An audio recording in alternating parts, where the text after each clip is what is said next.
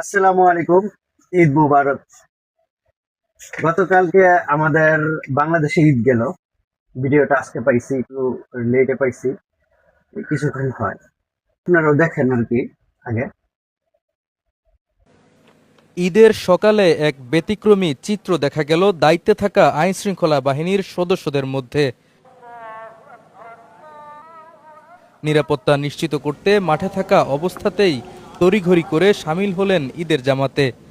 ঈদের দিন জুড়ে নিরাপত্তা নিশ্চিত করতে আইনশৃঙ্খলার সদস্যরা বিভিন্ন গুরুত্বপূর্ণ স্থানে দায়িত্ব পালন করছেন। তো ভিডিওতে দেখলেন আইন শৃঙ্খলা বাহিনীরা দৌড়ে দিয়ে নামাজ পড়তেছে। সব অল্প বয়সী, আগে এরকম করতো না, আবেগপ্রবণ। তো সবচেয়ে বড় সমস্যা হলো তারা হাদিস সম্পর্কে জানে না। আবার যারা কমেন্ট করতেছে তারাও হাদিস সম্পর্কে জানে না। অনেকে বলতেছে পুলিশদের আলাদা নামাজের ব্যবস্থা করার জন্য ঈদের জামাতের। তাহলে তো জরুরি বিভাগের ডাক্তারদের জন্য আলাদা ব্যবস্থা করতে হবে, বিজিবি যারা বর্ডার গার্ড তাদের জন্য আলাদা ব্যবস্থা করতে হবে, আর্মির জন্য করতে হবে। তো যখন নামাজটা পড়বে তারা তাদের দায়িত্বটা কে পালন করবে? হ্যাঁ, দায়িত্ব পালন করবে গেলে যেটা আল্লাহর দিনের দায়িত্ব ওইটা কে পালন করবে? এই চিন্তা করেই কমেন্ট গুলো করতেছে।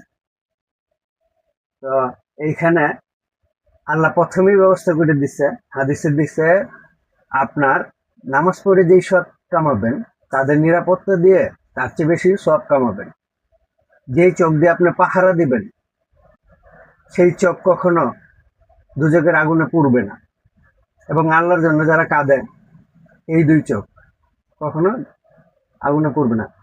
আপনার একটু মক্কার দিকে দেখেন না, যে সময় আপনার হজ করতে যায় তাহলে তো প্রত্যেকটা পুলিশই হজ করতো, ঘুরতো, তাপ করতো আর কি, যেটা তাও বলে।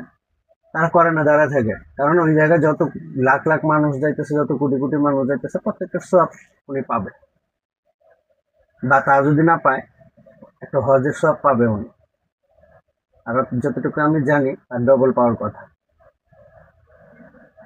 তো জেনারেল লাইনে পাশাপাশি আরবি শিক্ষা বাধ্যতামূলক করুন এবং সবাই দাবি করুন ক্লাস 1 থেকে এসএসসি পর্যন্ত কোরআন শিক্ষা। আলাদা মাদ্রাসায় যায়া হাফেজ হইতে হবে না আপনার যদি এই ব্যবস্থা চালু হয়ে পড়ে। আসসালামু আলাইকুম। আজকের মতো এই পর্যন্তই।